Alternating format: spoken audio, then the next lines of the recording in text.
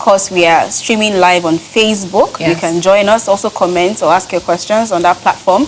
And yes, we still have our guests in the studio, Dr. Adetunji Adeneko, and we have Dr. Isaac Adeoye, and we're talking about personal hygiene and care. Yes, so we talked about mouth odor, that's halitosis and brushing and oral hygiene, basically. Now we are going into the the crux of it all. Yes, body odor. Okay, so let me start with this. People often assume that you probably can get body odor, you can develop body odor from excessive sweating. Yes. So my question is, first, how do you develop body odor and what are the causes? Okay. How do you... okay, first let's start with body odor, yes. How do you define it medically? Okay, well, I don't have the international definition of... Okay. But I can attempt a definition that we can go with. Okay. It means the body is smelling. That's just basically it. And then it's people feel offended by that smell. Either the owner of the body or whoever is around. That's just it. And from that definition, what really causes the smell? That's what we should be thinking about. The body actually sheds some cells every day. So those dead cells, then the body has organisms, microbes. Okay. So if you take swab on the skin and then put on and then try to do some culture, you might eventually find out that things are growing on the culture slide. So the body has bacteria and some other things growing on it. So that's why they advise people to have their bath. And then people sweat. Their sweat pores, they come out. And some say actually that sweat doesn't really smell. Some other people say, fine, we have pheromones. The ones that are supposed to be attractive chemicals, yes, that make that of course are inside the sweat. So you understand. So we have dead cells, we have pheromones and sweat, and then we have bacteria. So what happens is bacteria is active, it acts on some of these things, and then the acidic substances may eventually be the product of the interaction, and then there is smell. That's what some people say. Now, basically, I agree with that because I don't have anything different to offer on the topic.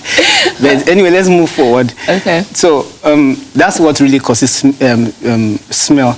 Now, when people engage in vigorous activities, maybe sports and what have you, and then like Lagos of now, you barely can sleep an hour or two, and then except you're under the AC.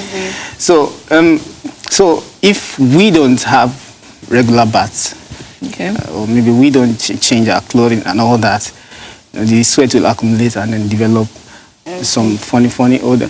Now, the clothing we wear, there's inner layer, there's outer layer. Now, regular changing, washing and cleaning of, especially the inner layer, is very important, as well the outer layer. So these are some of the things. So if we don't take cognizance of how the body works and what we can do to prevent smell, then of course the person will come down smelling and everybody will run away. Okay, just to give the viewers a proper way to just have a fair idea of the definition. It's otherwise called bromidrosis, and it's just particularly say an abnormal or offensive body smell. Yes, everybody's got a smell. If you drop your clothes somewhere and I pick it up, I could smell you. You have it. That's the pheromones we are talking about. Yeah. And I should be able to say this person has been here also. But by the time you begin to have an abnormal or offensive smell, that is termed as body odor, which we give the medical name already. Now, you must understand there are sweat glands in the body. There are two types of sweat glands. We have the apocrine, we have the eccrine. The eccrine sweat glands are present almost in every part of the body, except on the lip. I'm sure you don't sweat from your lip. Except from some major areas which are private to both male and females. Also, you don't find them apart from those areas, you don't find them much on the face, too. But we talk about apocrine sweat glands. Those ones are present in armpits, groin, and one other area I can't seem to pick up now. So those are under the breast. You also see them there. So they are common in those areas. They are the real ones responsible for the body odor that you know, or that we all talk about. The eccrine sweat glands, yes, they can get by chance being acted on by bacteria, and they also produce this bad odor. But generally, oftentimes are not, they don't. But the apocrine sweat glands, which are the one in question, are the one that causes most of this odor that we talk about. So usually you see smell from armpit, smell from groin region, smell from under the breast region, especially for ladies with their bra and all.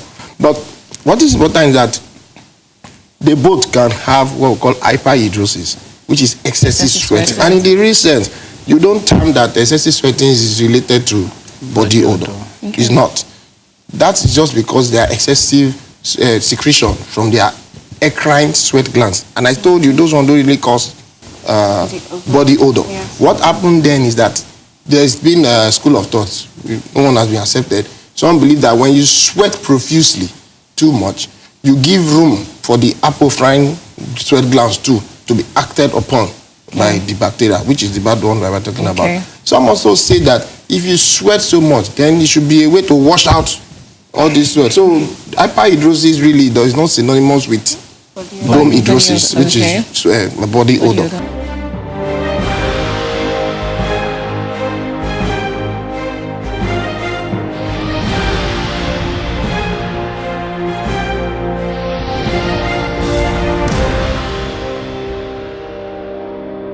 We were talking about body odor and how excessive sweating, hyperhidrosis is not exactly exclusive to causing bromhidrosis, which is body odor. So please tell us more about that. Okay, so what I was saying then was that that you sweat profusely is not synonymous with having a body odor. Okay, now we have people that have sweaty palms. Yes, it has its own negatives. You can't even shake. People are not, they are ready to shake you. You can't even write well because your pen's keep slippery and all those things. Then we also have the one for the foot. And that is the one we need to talk about. This is mostly external. But the one for the foot, you wear shoes. So you need to take extra care on that. Mind you, I said before, there's a school of thought that said, because you sweat excessively, you give room for the apocrine sweat glands to be acted upon by bacteria, which is will give the odor.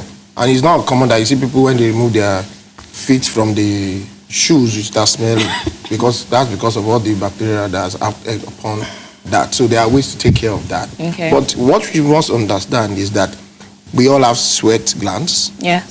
We sweat, depending on which region of this world you belong. But there must be something coming from this pores. So there are ways to take care of them. Whether you want to block the pores or you want to deodorize what is coming from you. When we get to that area, we'll talk about it. But basically, just for people to understand that the body odor that we talk about is an abnormal or offensive body smell, which comes from bacteria acting on your sweat. Okay. You know, there's some people that no matter what they do, excuse me, no matter what they do, they still smell. I've seen people that, I don't know anybody's name. So Please don't come for me, don't come to get me. Don't. Okay, no matter what they do, they even try as much as possible to get deodorant, to spray, to have their bath immediately after coming from a long distance or when they're sweaty and all. But they still have this issue of body odor, they still smell. So is it like hereditary or a medical condition? Yeah, let me just quickly say that, of course, I told you that the apocrine sweat glands and the apocrine bromhidrosis can run in families. So there's a genetic background to it. Okay. Yes, but what we are saying that generally, what you need is to take care of the smell. Whatever is causing it, yes, there are medical conditions that can lead to that. If you have things like intertrigo, which is a skin problem, you can have, you can predispose to diabetes mellitus to also help to bring out more sweat. There are other things that we can look at. There are ways to treat all these ones. But what is important for you is that there are two pathways. Okay. If it's a medical condition, of course, get treated. That will sort it. But if it's a regular, natural body sweating, bacteria acting upon it that is causing it, then what you need to do is either block your pores or deodorize yourself often. I'm sure you move with people, but people you always perceive this nice smell, you want to be around them. Yes. So it's because they take conscious effort to be like that. That's true. So the same thing should happen to somebody who has an odor. There should be conscious effort to deodorize yourself. You are not the regular bait twice a day. You are the regular bait when you go in and out. You are the regular bait when you think you sweat at any point in time. Okay. Once you put your hand under your armpit, which is what we all do, we check it, and once you see they are sweating, go and bed. People should depend, because there are different levels. Okay. Some people have just, like people are saying, when you are not a he-goat. A he-goat is somebody, is an animal that goes somewhere, and you can perceive that there's an animal around. No. So you don't want to be like that. So apologies if I'm not trying to liken a human being to a goat. I'm just using it for the benefit of the explanation. So what you want to do is to build that you hardly want to see your sweat. So maybe they are not making conscious effort enough, or they probably have a medical condition they are not looking at. And this means that you must see your dermatologist. Okay. You must see your dermatologist so that they can rule out some of these things. I'm particularly interested in that option that you gave, blocking the sweat pores. I thought sweating was a normal thing and it's a way to get rid of some waste products. Is that... You can't block it totally. Okay, so how do you do Sometimes that? we remove the glands surgically. Okay. Depending on what is causing the odor. But we are in medicine as well, rather sometimes we use laser energy to burn some of those glands so that you have reduced sweating in those areas. We have mentioned the basic areas where you find the ones that causes this odor. So that is the problem. So use those areas you can deal with it. Sometimes we plug the air route out, which we call electrolysis. You burn the air route so that there's no hair growing on the sweat line, because all these are where the bacteria want to come and act on. But when you block with maybe antiperspirant and all, those are temporary things to hold you between where you can have a proper bath. You understand? That's just to hold you in between. So it only lasts for some hours. And you must know that you need to put it again. You can't use some. I know people, once they are standing up, they are pressing this, pressing that, like through the perfume. And at any time they go to the bathroom and all, they apply something. Wow. So it must be a conscious effort. You must be very, very conscious, just like you want to eat. The same way you should believe that, no, I need to do this to my body. And you know what that do to self-esteem. You know what that do to your beliefs. You know what that do to your normal being, feeling. That okay, if you look good and somebody tells me in the morning, I like your smell. That day, forget it. You're having a good day. I'm having a good day. I mean, not saying quickly, let's go to the foods. That's foot odors. What do you think, and what do you think causes foot odor? Smelling what can be feet and all done that. quickly? Yeah, Dr. Adeneka has actually mentioned a number of things, and I agree with him perfectly. Actually, why we don't take care of our foot, what happens, what makes the feet smell is, like he said, sweat. And then once there is sweat and there are dead cells, the germs can act on them, and then the smell will develop. And sometimes people wear shoes without probably socks and all that. So there is ample environment, both the shoe that is unsterile and then your leg and all that, for bacterial activities to actually occur. So all this can actually make the shoes and the feet smell. Let me cut you short. Are you trying to say that if you wear socks, there is a possibility of you reducing the smell that might come out from your feet? Okay, from what I found out from personal findings is that once your feet is dry, then there's a tendency for your feet not to smell, especially when you wear shoes. So when you wear socks with shoes, there's a high chance it will be dry. That's what I found out. But, let me just quickly buttress that, because it depends on what you do. What kind of shoes do you wear? Does it allow hair to come in? Exactly. What kind of socks? Because the socks that will prevent this in is specified. They must have some silver coating or some sort of this thing like. But people have argued: do you wear socks or you don't wear socks? Does it help you? Yes. Like I said, all you need is to keep it dry. And belief is that, because you have to use yourself. I have one particular shoe. I'll be frank with you. I like to use myself. I have one particular shoe. Once I wear it, if I remove my feet, I usually try to smell it. I try to see whether it's smelling. And oftentimes I don't have the normal feet smell that I have when I wear that shoe. So what I do, I also clean the shoe. I also clean the shoe. And I also dry the shoe. Yeah. I try to put it in the sun and all those things. But if you got to a stage that I'll be asked, I'm not seeing you wear this your shoe. I know I'm not wearing it often. That's the truth. I know I'm not wearing it often. And that is because most people, I think there are many things to talk about. You wear a particular socks today, you wear it tomorrow, you wear it the third day. Why are you putting on the socks? You must know the reason why you are putting it on. Maybe it's your and good luck charm.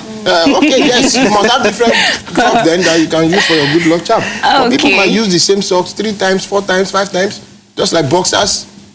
Okay, thank you, Dr. Adeneko and Dr. Isaac. Thank you so much for coming on the show. Well, it's so sad that we have to wrap up the show because, you know, we've drawn to the end of today's episode of Wellness Wednesday on Tea or Coffee. But, you know, you can catch a repeat, actually, by 3 a.m. Central African Time and 4 a.m. West African Time. Also, you can go to our YouTube page. Please subscribe. You can join us tomorrow for another exciting episode of Tea or Coffee.